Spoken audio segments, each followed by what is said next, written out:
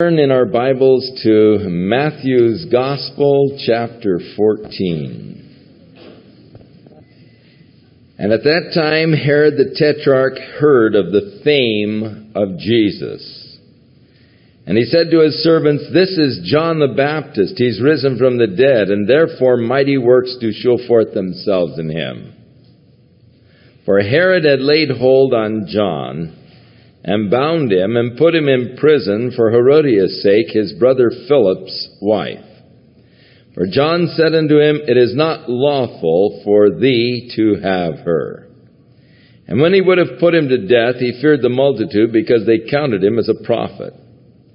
But when Herod's birthday was kept, and the daughter of Herodias danced before him, and pleased Herod, whereupon he promised with an oath to give her whatsoever she would ask, she, being before instructed of her mother, said, "Give me here John the Baptist's head in a charger." So the king was sorry, nevertheless for the oath's sake, and them which sat at meat he commanded that it be given to her. And he sent and beheaded John in the prison, and his head was brought in a charger and given to the damsel, and she brought it to her mother. And the disciples came and took up the body and buried it, and went and told Jesus. Here we have the story of Herod and the beheading of John the Baptist. He was called Herod Antipas. He was the son of Herod the Great. The word tetrarch means the ruler over a fourth part. When Herod the Great died, he had many sons, but three of them were given rule over part of the territory that Herod the Great once governed. Herod Antipas, the one who had beheaded John the Baptist, was married to the daughter of a Nabatean king, Areta. And he went to Rome, where he visited his brother Philip, Herod Philip, and there he fell in love with Philip's wife. And he enticed her to leave his brother and to return with him as his wife.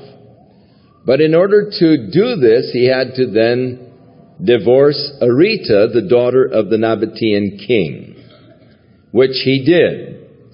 And he took Herodias as his wife. Now, John the Baptist spoke out against that. John the Baptist was a straight shooter. And he said, it isn't lawful for you to do that. It wasn't lawful for him to put away Areta without a cause. And of course, it wasn't lawful to marry his brother's sister. So John the Baptist spoke out boldly against him, and he paid the price of incurring the displeasure of Herod, for Herod imprisoned him and would have put him to death, yet there was such a popular appeal that John had to the people, he was a little fearful of putting him to death. Josephus, in his Antiquities, the historic account of the Jews, helps us in this a little bit. He said that Herod actually was desiring to put him to death because of the tremendous popularity that John had among the people. And he was actually a little threatened by the popularity of John the Baptist. Herodias ultimately, of course, was the downfall of Herod. She was a very cruel and cunning woman. She, of course, was upset because John had spoken out against the marriage, had a deep kind of desire for revenge, and so she allowed her daughter to dance for Herod on his birthday. Her daughter's name was Salome. The dances were of those Oriental type which were very suggestive and sensuous. Salome was probably only 16 or 17, and for her mother to allow her to do this shows the fact that there was no real morality in the heart of Herodias at all. Very immoral woman. And when Herod's passions were aroused by the dance of Salome, in that, moment of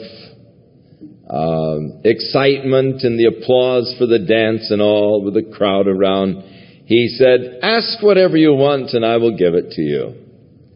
And her mother Herodias had already coached her in advance that she should ask for the head of John the Baptist on a charger.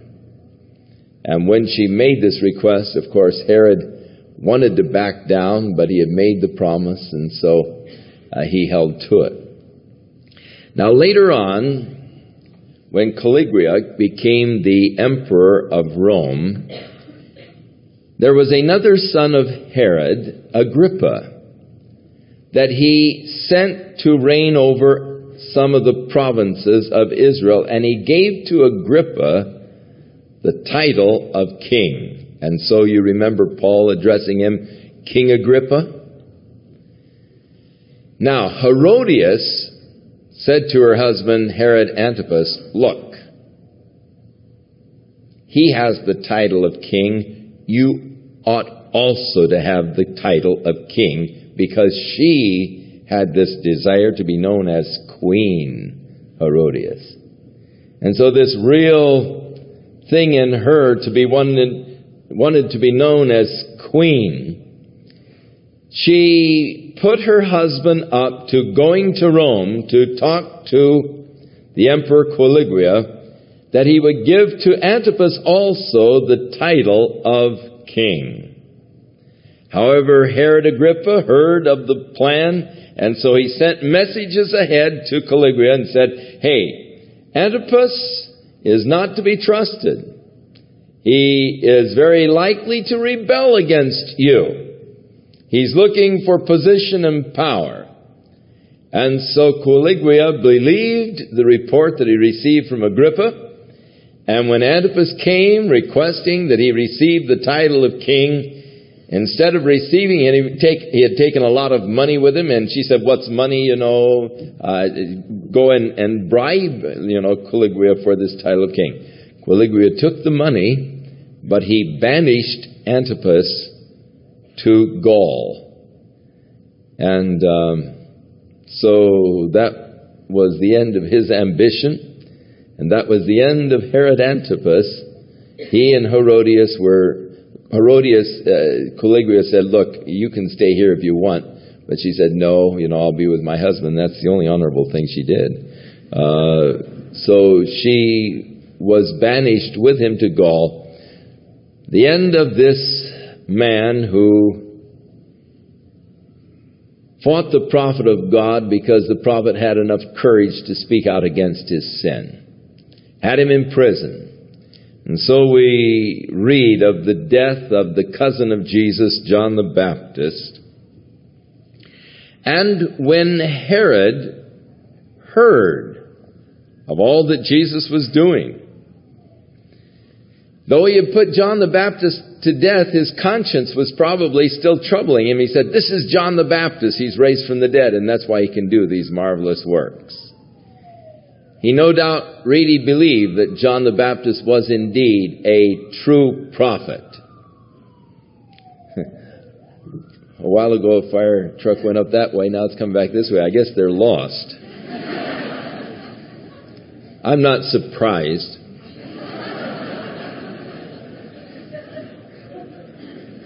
They've been harassing us here at Calvary Chapel like you can't believe. Sending out inspectors every month, and the whole game is to find something that the other inspectors haven't found. And they go through here with a fine-tooth comb, just trying to find anything, and it takes them a long time, several hours, and then they'll find some little thing and write us up another citation, and they're minor kind of things. And one says, oh, that's all right. The next one says, no, this is a code. And we've been having Romaine's been having, I don't know who has the worst of it, but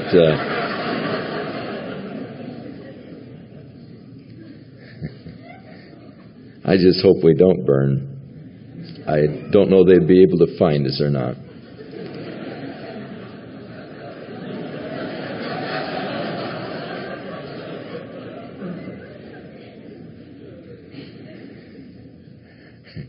When these tapes go across the country, people don't know what we're talking about, really, but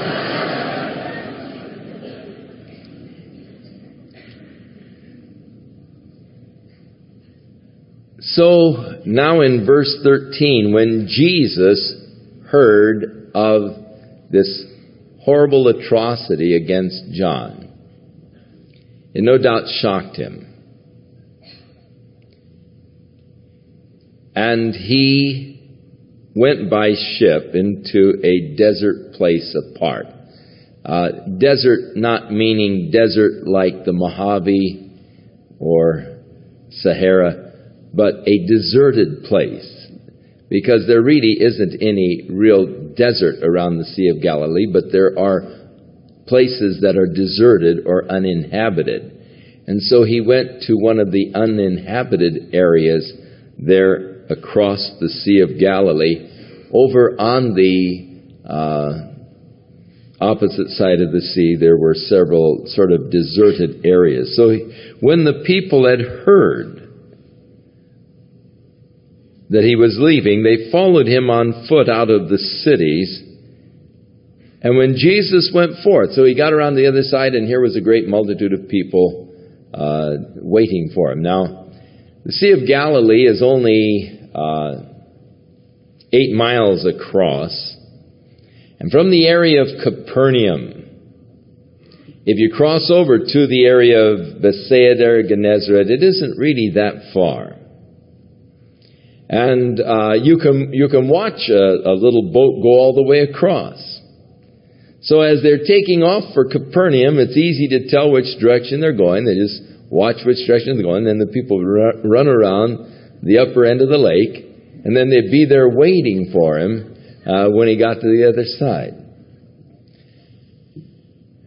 This must have been difficult. Here you're troubled because of this horrible atrocity, and you're wanting to get alone for just a little bit to sort of,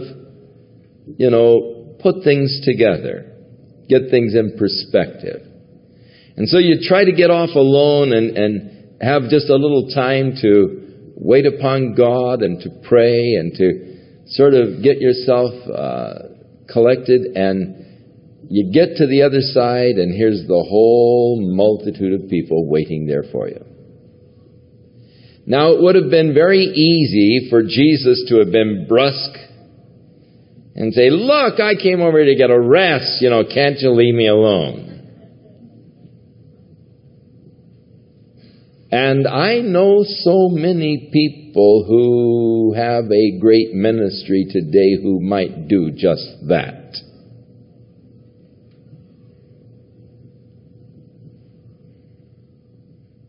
But Jesus, when he saw the great multitude, was moved with compassion toward them. Oh, God gives a heart for the ministry like Jesus.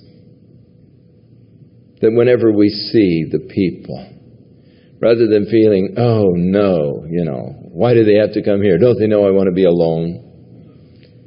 That whenever we meet them, we are moved with compassion towards them. God, give us a heart of compassion towards the needs of people. And the needs of people always moved the heart of Jesus with compassion. He could not see a needy person without being moved with compassion towards them. And he healed their sick. Spent time with them. Now, many of these people were not really seeking him. All they were seeking was help, the healing of their sick. And it would be very easy to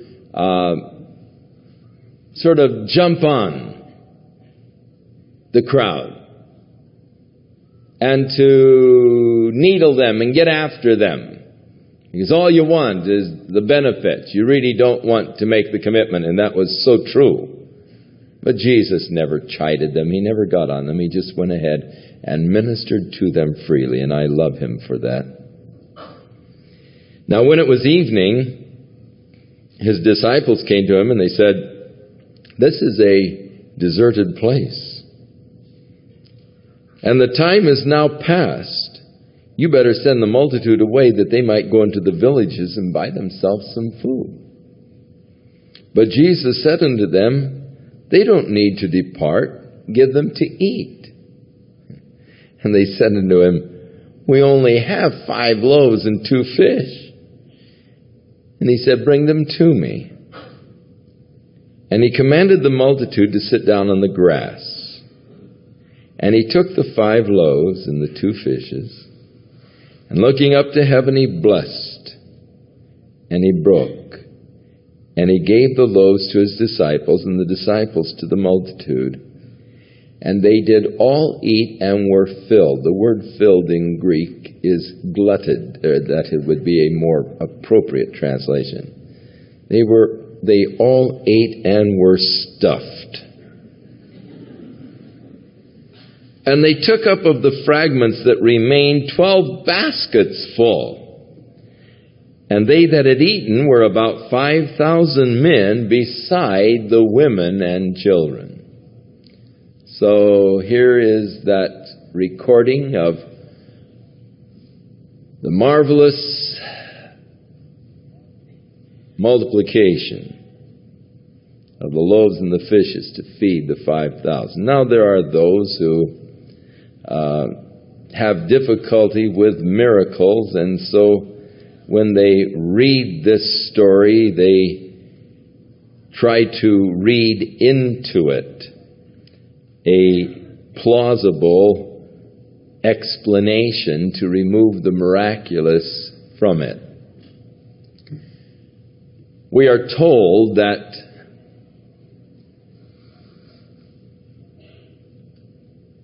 these 5 loaves and 2 fish came from a little boy who probably, when he told his mother, "I want to go over and see Jesus," she packed him a lunch. And so when the multitude was there, they said, "Lord, you better send them away that they might buy food." And he said, "No, they're hungry. They might faint in the way. Let's feed them." And they said, "Well, we had, several $1,000s worth of bread. We couldn't feed this crowd." Jesus said, "Well, what do you have?" And Andrew said, "There's a little kid over here with 5 loaves and 2 fish, but what's that to a multitude like this?" And so the little boy came and gave his 5 loaves and 2 fishes to Jesus, and he then blessed them and broke the bread and distributed. And there are those who explain that in those days they wore these long robes and they had sleeves that tied at the wrist. And quite often people carried bread and fish in their sleeves. And that when everybody was hungry, and they all knew they were hungry, everybody was so selfish, none was willing to share their own little lunch that they had tied in their sleeves. But when the little boy came forth and offered to Jesus his 5 loaves and 2 fishes, everyone was so touched and moved by the beautiful example of this little child. They all untied their sleeves and shared with each other, and there was really enough there that they could gather 12 basketfuls after everybody had eaten. And so it was the touching example of a little child that moved the multitude. And isn't that a beautiful story? God's got a hot place for men who try to mess with the Word.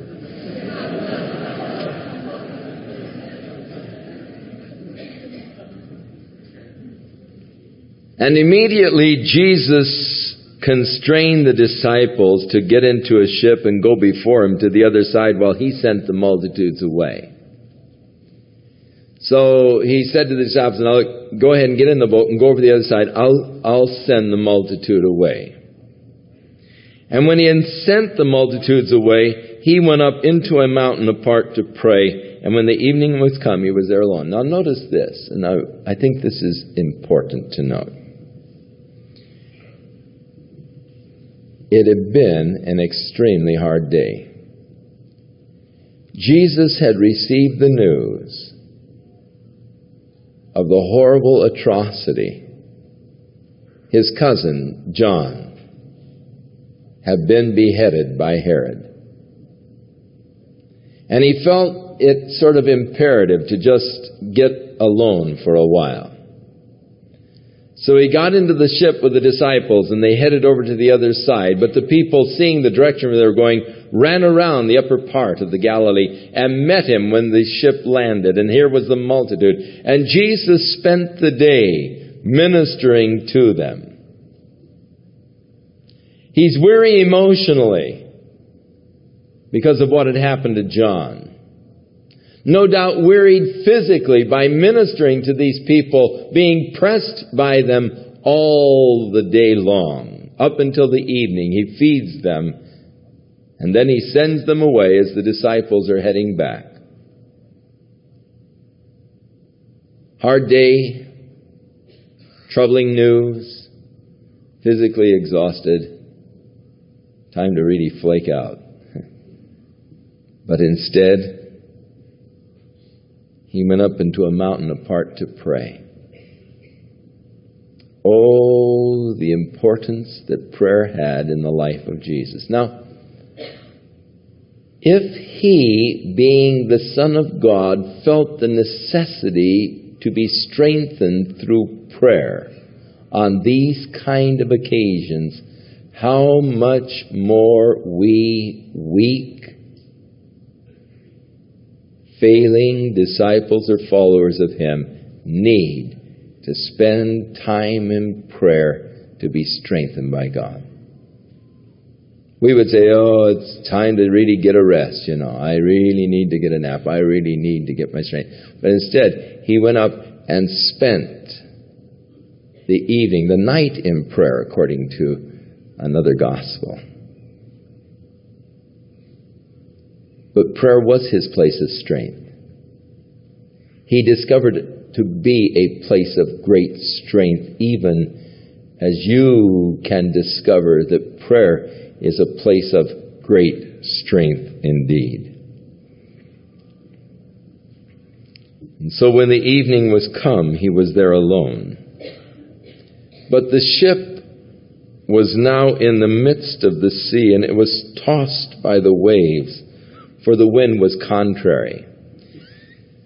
Coming from the side of Gadara, back across the sea, there is that valley that comes into the Sea of Galilee from the Mediterranean, where when they get these storms, it usually blows in through that Kinnereth Valley.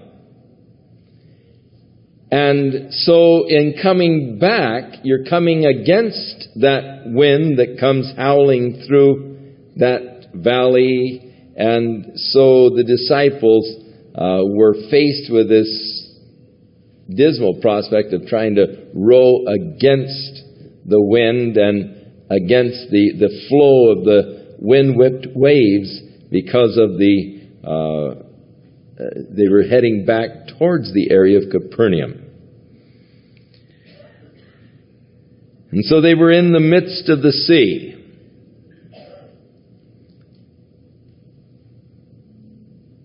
and they were being tossed with the waves, for the wind was coming from that direction of the Mediterranean. And in the fourth watch of the night, Jesus went unto them walking on the sea. That is almost morning.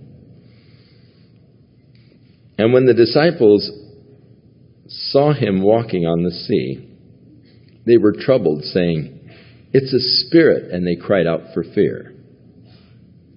But immediately Jesus spoke unto them, saying, "Be of good cheer. It is I. Be not afraid."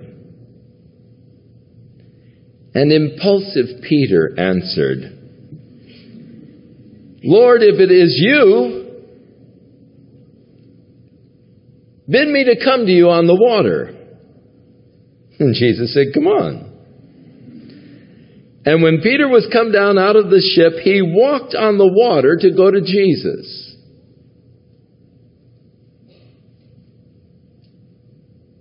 But when he saw the wind boisterous, he was afraid, and he began to sink. And he cried, saying, "O Lord, save me."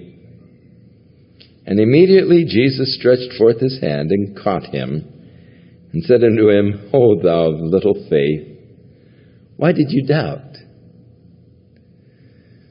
Amazing story, isn't it?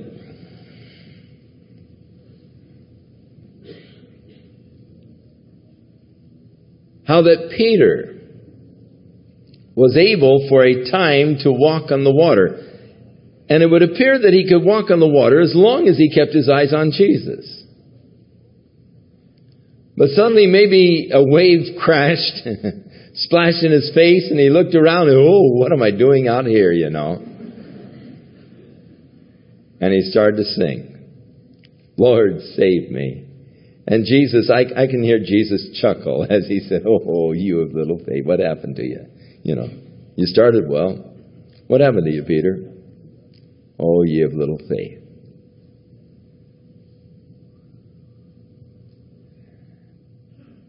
I think that the lesson is keeping our eyes upon the Lord.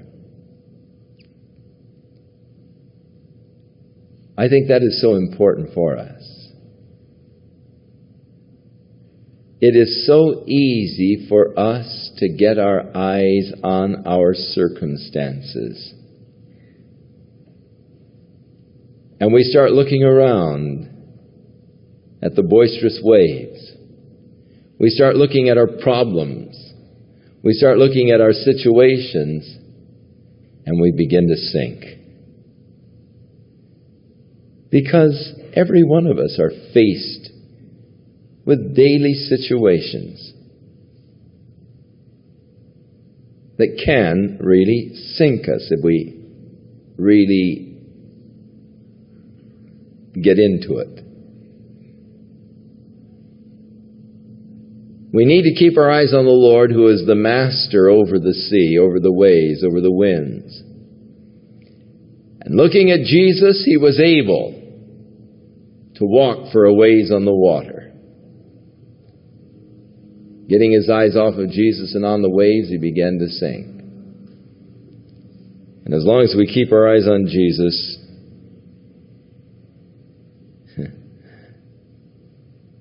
we can walk on the water, so to speak. Now, to me, it's great that when Peter started to sink, he knew where to call.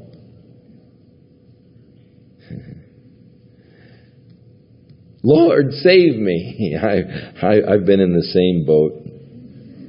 Man, how many times I've cried, "Oh, Lord, save me," you know. And the graciousness of Jesus.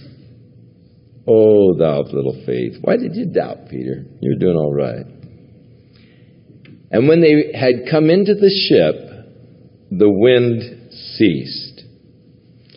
Then they that were in the ship came and worshipped him, saying, "Of a truth, thou art the Son of God." They just had seen such a tremendous demonstration of his divine powers.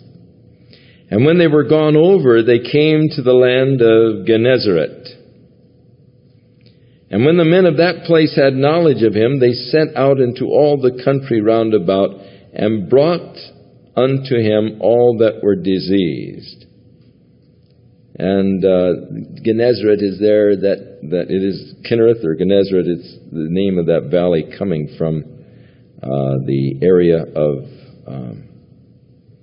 the Mediterranean aqua area. And they besought him that they might only touch the hem of his garment, and as many as touched were made perfectly whole. Now, Jesus did not have some kind of magic garment that if you touch it, you would be healed. The healing took place in each case because of the faith of that person. And the touching of his garment was the point for them to release their faith. There is sort of a passive kind of faith, if such a thing can exist. A believing that God can do it. Knowing that God can do it. Being fully persuaded and assured that God can do it. And I think that we all probably fit in that category who believe in God. We know that God can do anything. And I'm faced with some malady or whatever, and someone says, well, God can heal you. Yes, I know that is true. I don't doubt that. I go to the hospital and I see these people in critical condition. The doctors have given them up. And I say, well, God can heal you. And I believe that. I believe God can do anything.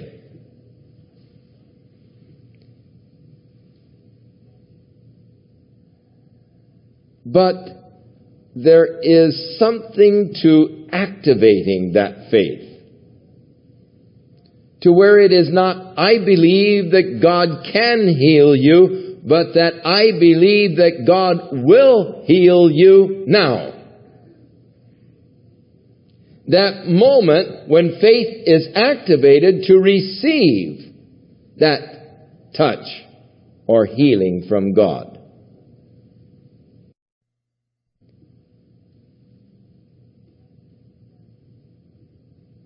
And I think that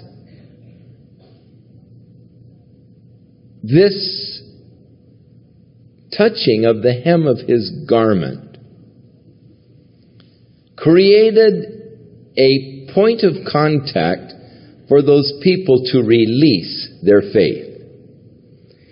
In other words, in their minds, they were saying, I know that the moment I touch the hem of his garment, I'll be healed. And that was so in their minds that the moment they were able to grab the hem of his garment, they released the faith. And it was no longer just a passive, I know God can, but I know that God is. And in that moment, released their faith to take then, at that moment, their healing. And the moment they activated or released the faith, they were healed. There were many things in the New Testament that formed points of contact for the releasing of faith. And Jesus actually established more or less points of contact on various occasions. When he put mud in the blind man's eyes and said, now go and wash out the mud. And as soon as you wash it out, you can see. The man believed that the minute I can wash this mud out, I'm going to see. And it was a point of contact for the releasing of his faith. In the Old Testament, when the prophet Elisha told Naaman to go dip in the river Jordan 7 times. When you come up from the 7th time, you're going to be healed. It was a point of contact for the releasing of faith. In the book of Acts, they sent out from Paul handkerchiefs, or more literally, sweatbands, and his aprons, and they would lay them on the sick, and the people would be healed. Peter, when he was walking down the street, they would set the sick in the way so that his shadow would fall on them. And the shadow of Peter falling on them was a point of contact. People say, oh, I know as soon as Peter's shadow falls on me, oh, I'm going to be healed. And they had that point of releasing faith. And somehow we need to be able to release the faith so it will become activated. So I know that as soon as it'll happen. And it's a point of contact to release the faith. And there is a valuable lesson there. Then came to Jesus scribes and Pharisees, which were from Jerusalem. Hey, these guys had come a long way to challenge him. They came all the way from Jerusalem, clear up to Galilee, which was about a journey of over a week from Jerusalem to Galilee. So they came up to the Galilee and they said, why do your disciples transgress the tradition of the elders? Now, the Jews, of course, had the written law. But on top of the written law, they had developed the oral traditions. And these oral traditions many times actually superseded the law. As traditions have a way of becoming so embedded in our being that it's harder to break traditions than almost anything else. And Jesus was not one to conform to traditions.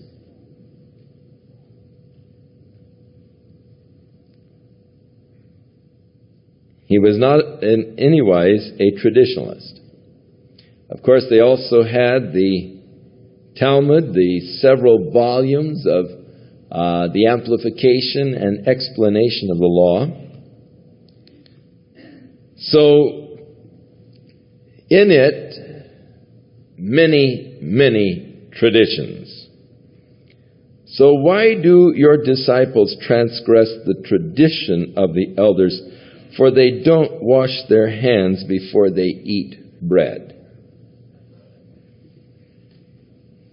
Now, from this, don't immediately conclude that they're a bunch of dirty slobs.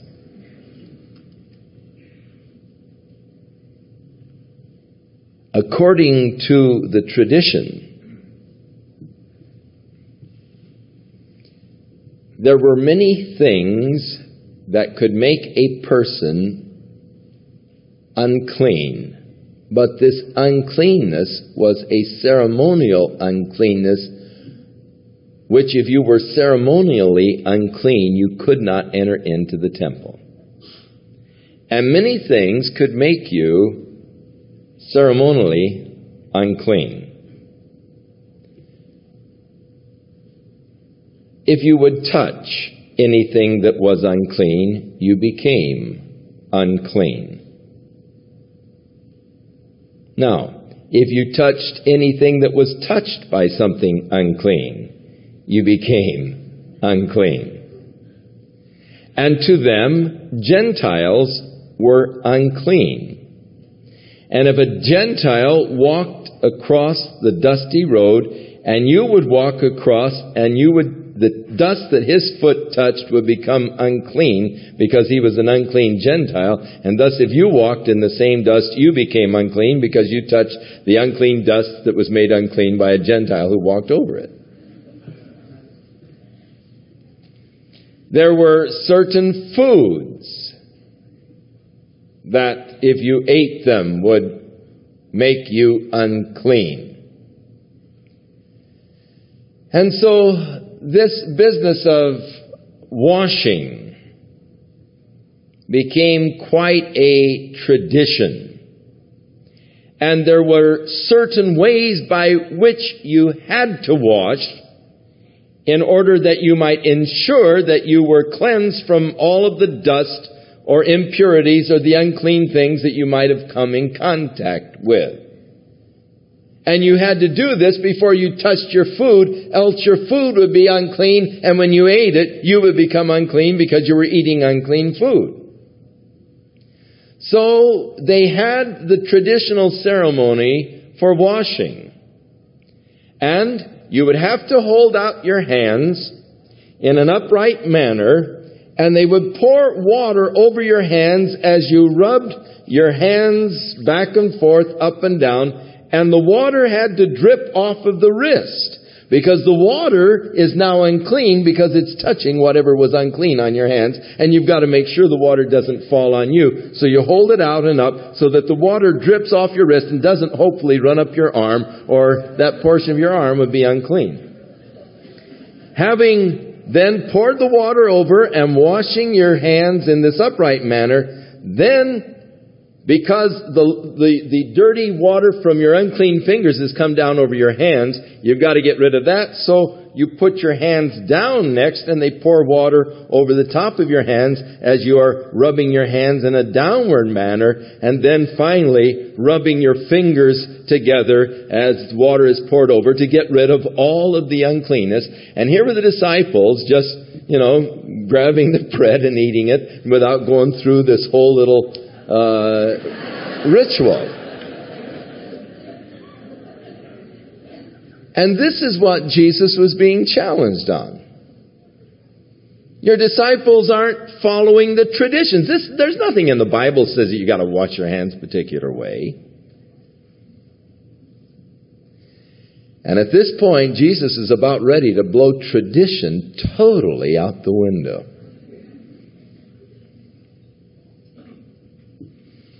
So his disciples were accused of transgressing the traditions, not going through the ceremonial washing of their hands before they eat their bread.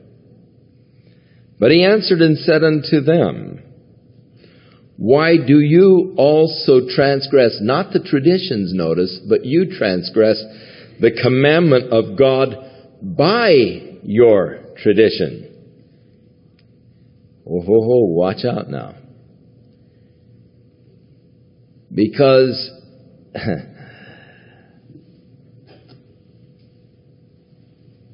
even within the church, it is possible for us to develop certain traditions and to get hung up on traditions. And it is also possible that many of the traditions within the church are actually a violation of the commandment of God.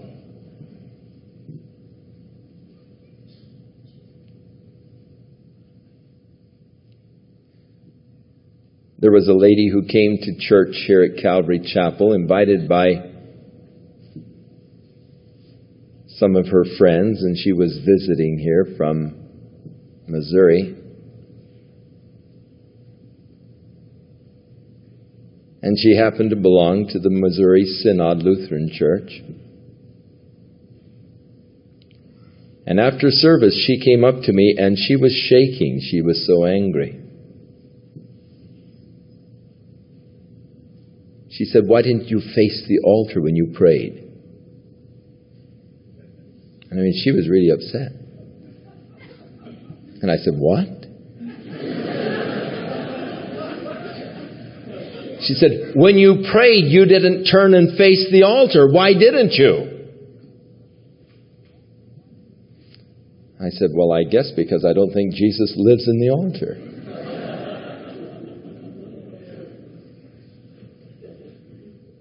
But the traditions, you see. Why didn't you turn towards the statue of Jesus when you prayed?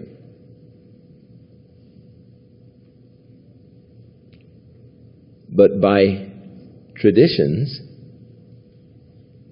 there is the violation of the commandment of God that says we're not to have any images. So you see, we're not too far removed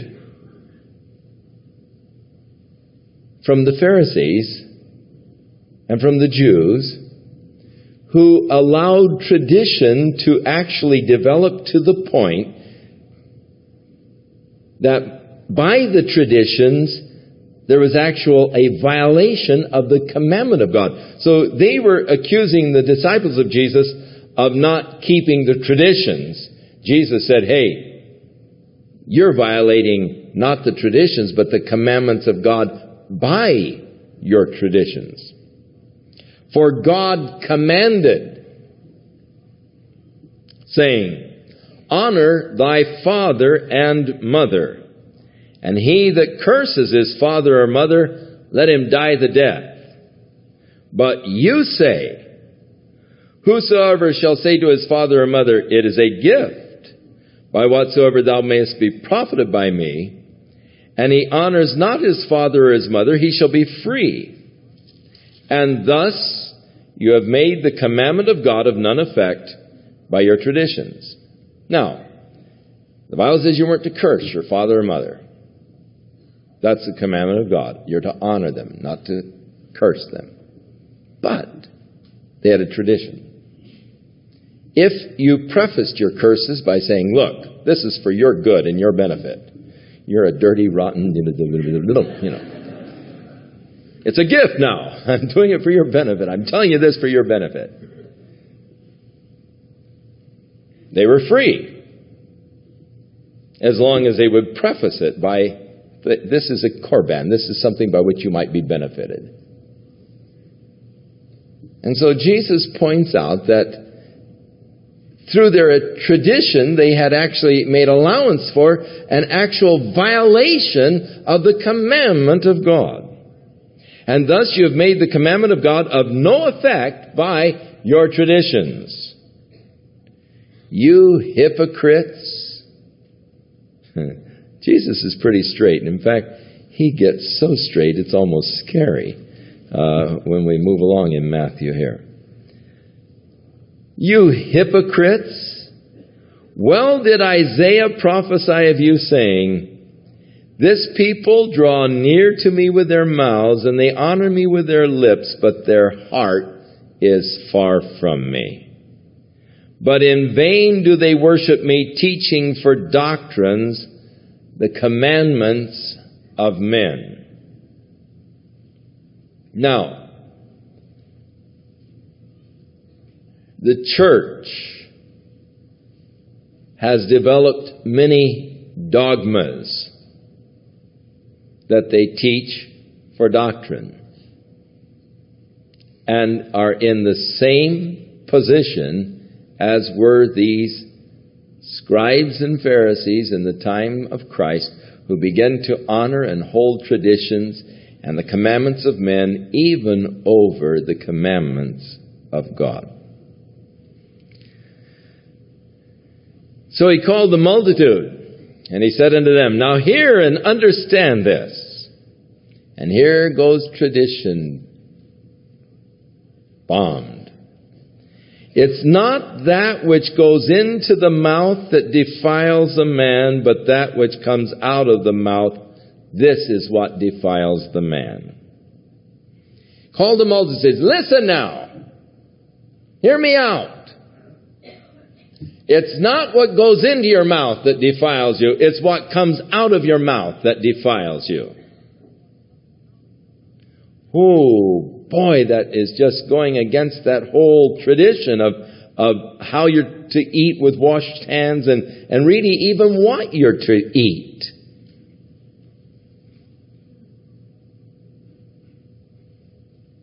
So go out and enjoy a pork chop. It's not what goes into your mouth that's going to defile you. But just make sure it's cooked well. So all the tapeworms and the trichina is dead so that you won't become infected. Yuck. Eat shrimp. Because it's not what goes into a man's mouth that defiles a man. It's what comes out of his mouth that defiles him. This is heavy, heavy duty.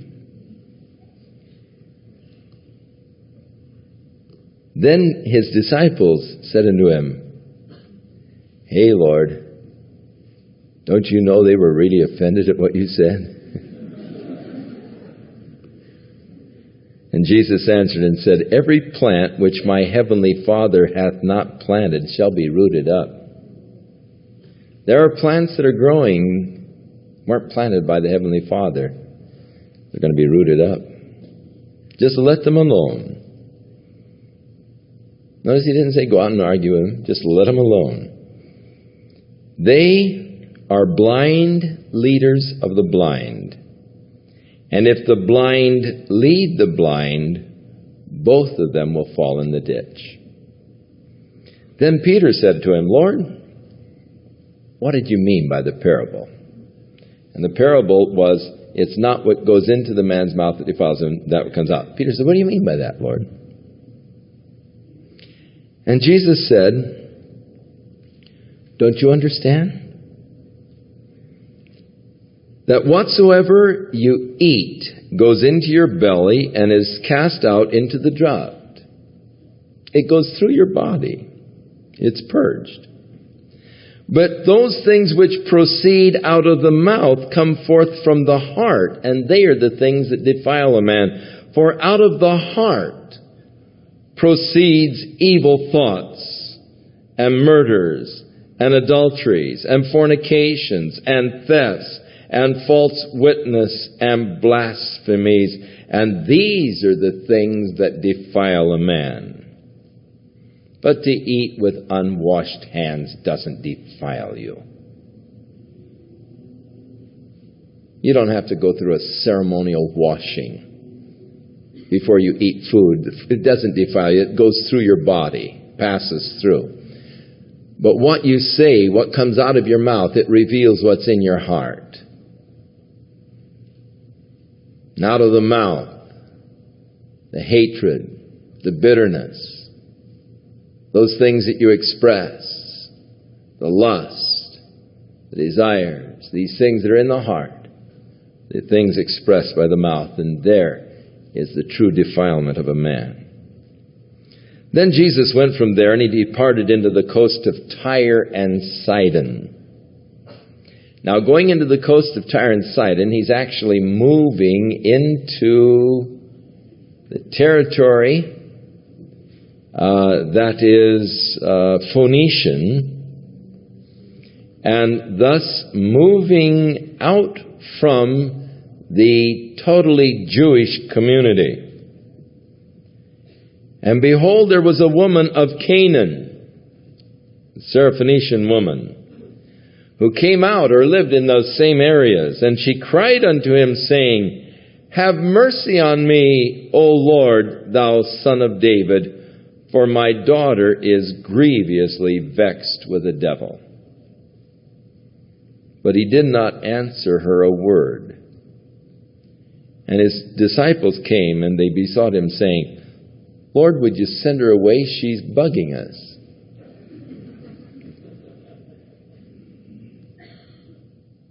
What they were saying is, Lord, take care of the daughter. Get rid of the woman. She's, she won't let us alone. But he answered and said, no doubt in the hearing of the woman, I am not sent but unto the lost sheep of the house of Israel. Then came she and worshipped him, saying, Lord, help me.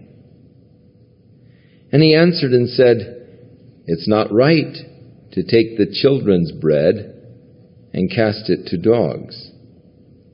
And she said unto him, That's true, Lord. Yet the dogs eat the crumbs which fall from their master's table. Then Jesus answered and said unto her, O woman, great is thy faith. Be it unto thee even as you will. And her daughter was made whole from that very hour. Now, as we read the translated text, we have difficulty difficulty understanding Jesus treating a woman in this rather cold and almost insulting manner, as it would appear from our text. But let us note a few things. Number one, Jesus from the beginning knew he was going to heal the daughter. He knows all things. Jesus said, the Bible says they didn't need to testify to Jesus about anything because he knew all men. He knew what was in men. He knew what was in the heart of this woman. He knew the faith that was there. And he was drawing skillfully from her this great expression of faith that was there.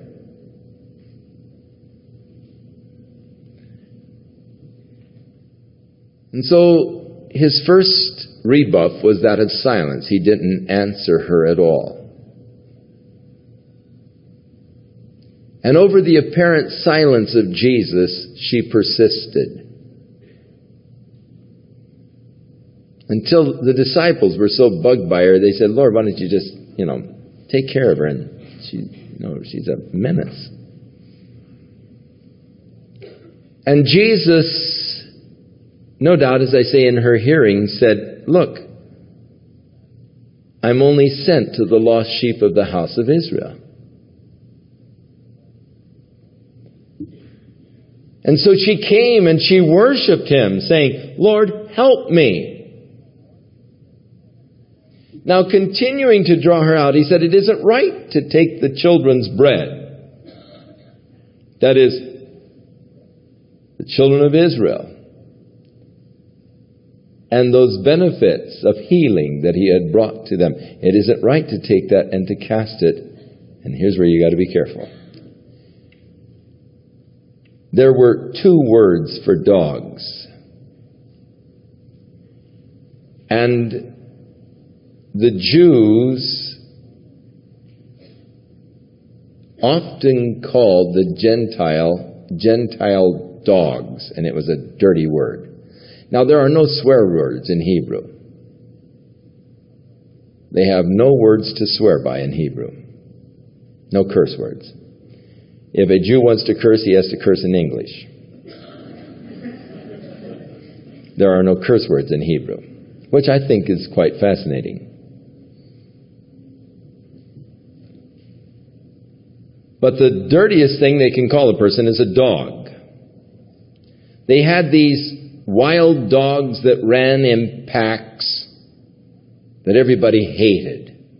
They were vicious. They were just hated, and so they would refer to, usually, rather than say he's a Gentile, they'd say he's a Gentile dog. But then there was another Greek word for dog, which is a little puppy, which was usually around the table as the children were eating. Now, when they ate, they didn't have utensils like we have, the knives and forks and spoon, and so the kids didn't have to learn table etiquette. But they would just pick off with their hands, and you would eat with your hands. And after you were through with your meal, you would then take a piece of the bread, and you would wipe your hands off with the piece of bread. Just clean all the grease and juices off with a piece of bread. And then they'd usually take that piece of bread and toss it to the little puppies that were around the table.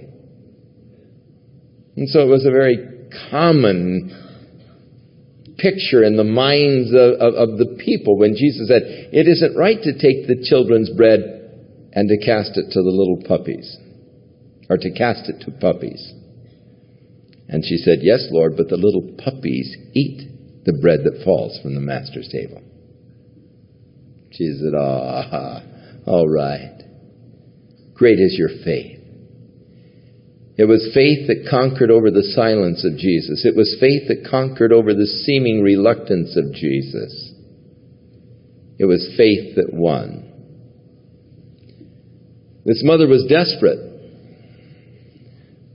Some of you mothers have wayward daughters.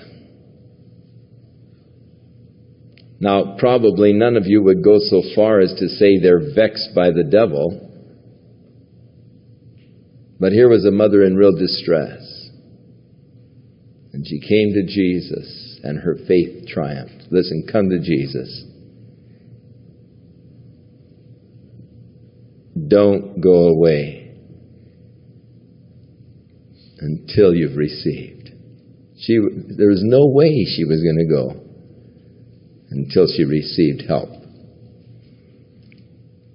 Jesus answered and said unto her, O woman, great is thy faith. Interesting, he said that also of the Roman centurion and of this Syrophoenician woman. And Jesus departed from there, and he came near to the Sea of Galilee, and he went up into a mountain, and he sat down there. And great multitudes came unto him, having with them those that were lame and blind and dumb and maimed, and many others. And they cast them down at Jesus' feet, and he healed them.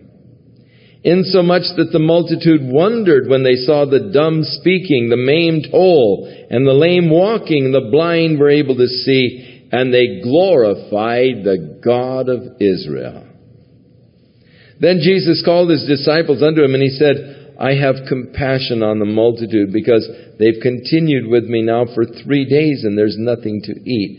And I will not send them away fasting, lest they faint in the way. And his disciples said unto him, Where should we have so much bread in the wilderness as to fill this great multitude? And Jesus said unto them, How many loaves do you have? And they said, 7, and a few little fishes. And he commanded the multitude to sit down on the ground, and he took the 7 loaves and the fish, and he gave thanks and brake them, and gave to the disciples, and the disciples to the multitudes. And again they did all eat and were stuffed. And they took up of the broken meat that was left 7 baskets full.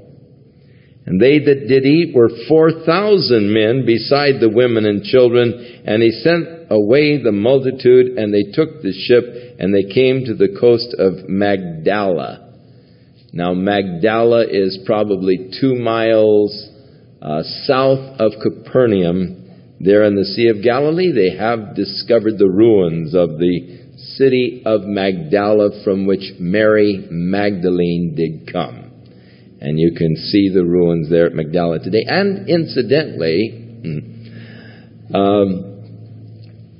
someone wasn't reading the scriptures carefully, and they built a church there at Magdala that they called the Church of the Loaves and the Fishes, where they said Jesus fed the multitude. But notice, he didn't come there until after he had fed the multitude in the mountains apart from there. But it's convenient for the tour buses, and so they take you down by the Sea of Galilee there at Magdala to show you the mosaic of a church where there's a loaves and fishes and the mosaic on the floor. And they swear that this is the spot where it all happened.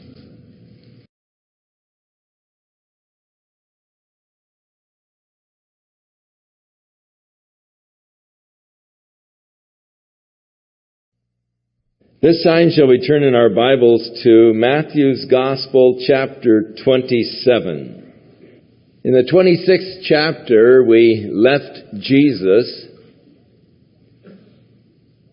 before the high priest, the Sanhedrin, and Peter had just, outside of this group, denied his Lord, and at this moment he's out somewhere weeping bitterly over his failure.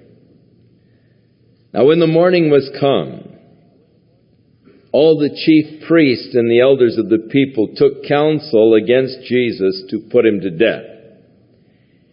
And when they had bound him, they led him away and delivered him to Pontius Pilate, the governor. Now, the reason for the pretrial of Jesus was that they might be able to frame some charges against him to bring to the Roman governor. What they accused Jesus of was blasphemy because he said that he was the Son of God. The high priest said, "I adjure you by the living God, tell us, are you the Messiah, the Son of God?" And Jesus said, "You said it."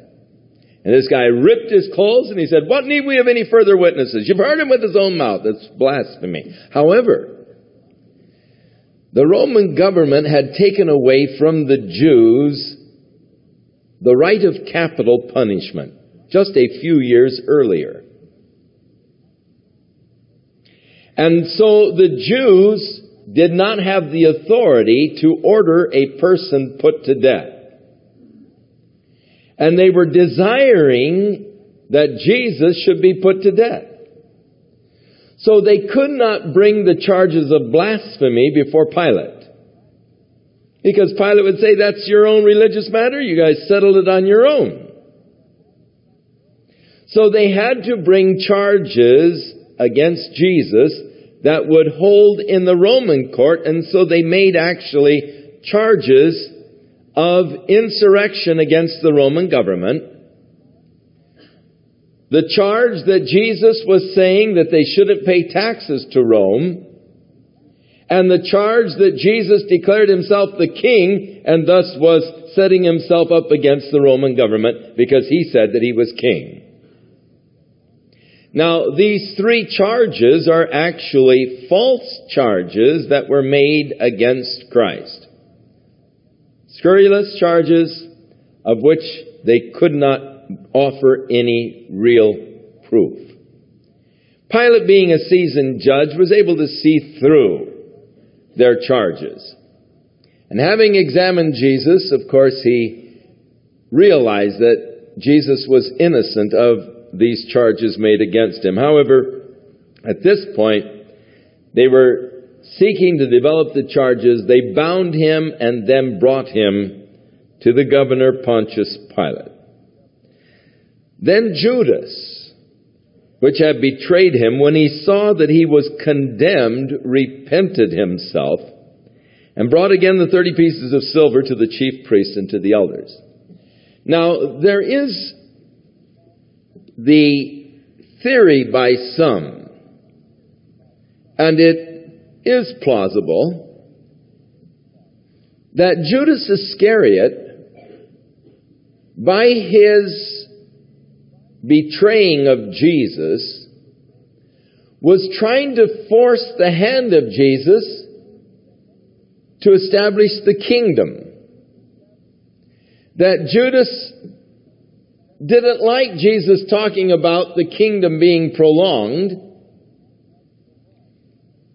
And he was getting impatient, even as John the Baptist earlier gotten impatient and sent his disciples to Jesus and said, "Hey, are you the one that we're looking for, or shall we look for someone else?" In other words, let's get the show on the road. And that Judas himself was actually seeking to force Jesus to declare the kingdom, to manifest himself as the king. And thus it was actually a plan gone awry, in a sense. So that when he saw that Jesus was condemned, suddenly he realized that the whole plan had backfired on him, and he repented for what he had done.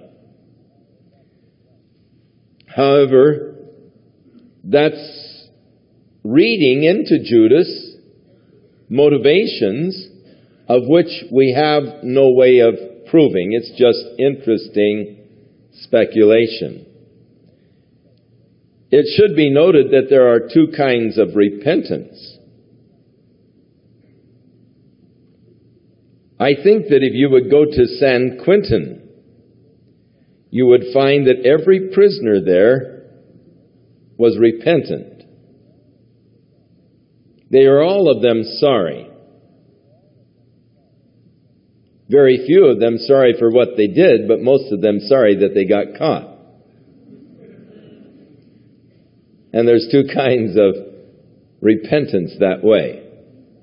Sorry that the plan backfired, perhaps. Or really sorry for what he did. Now, just what it was, we do not know, but Peter failed the Lord, and he repented, and he went out and wept bitterly. Contrasted with Judas, he repented, and we read he went out and hanged himself.